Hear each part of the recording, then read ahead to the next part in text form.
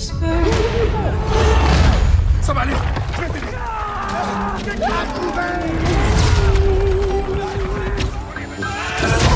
Stay nighty night and kiss me. Just hold me tight and tell me you'll miss me while I'm alone and blue as can be.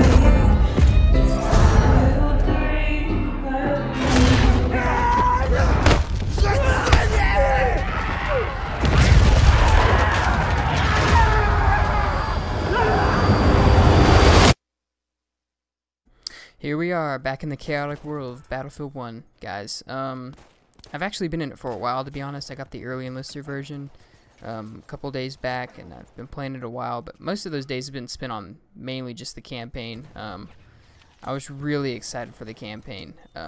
Even whenever you get into the game for the first time, they kind of like force you to get in the first the campaign level. And by the way, if you haven't downloaded the latest NVIDIA drivers, you should do so now if you have an NVIDIA card, because I've noticed a huge performance boost in the campaign cutscenes, at least with those. I actually played it with my early enlister version. I played it before those drivers were released, and so some of the campaign cutscenes were glitchy to me. But talking about the campaign, it's actually really short. It doesn't really have a storyline or a plot line. I mean, it does, but it's like divided up into little individual storylines, right? Like they're like little mini stories about different characters or main characters that you have. The stories are more concentrated on, not really like, I mean, they have a plot line, but they're more concentrated on like the technological advancements of those times, like the harsh times, like cool historical stuff as well.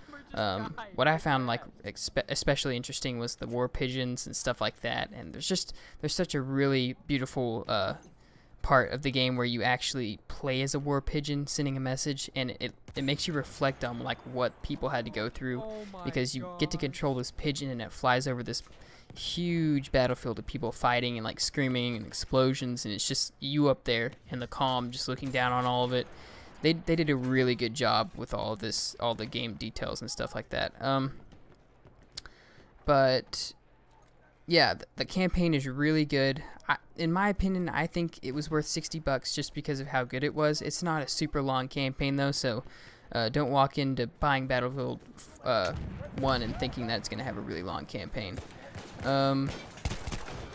Let's move on to multiplayer now. I've noticed whenever you pick up the anti-tank kit, I think is what I have right now, it gives you the sniper rifle, but it also gives you a completely other kit. You have a sawed-off shotgun, which you see me playing with right there, and you also get these binocular things that you can look over close and stuff with. I don't know what they're called off the top of my head. The medic class also, it gets a revive symbol now. Makes it way easier to revive people. And also, the person that's dead has a notifier at the bottom of the screen whether or not there's medics near them that can revive them, which really helps, so you don't just have people sitting there clicking to respawn before you can reach them and stuff like that. I've noticed vehicles are still kind of hard to take down, but it's kind of expected in Battlefield 1. Vehicles are supposed to be feared in this time and era, so I did notice a lot more planes.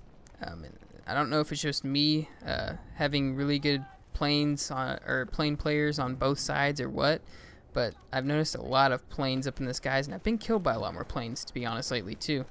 That guy flying out of nowhere. I was so confused right there.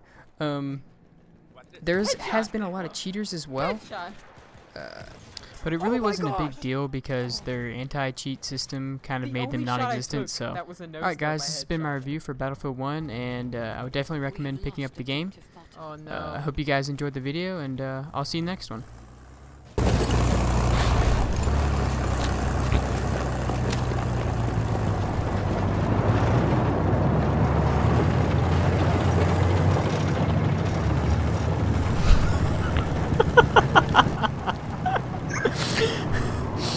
I think he flew for a whole like 10 seconds.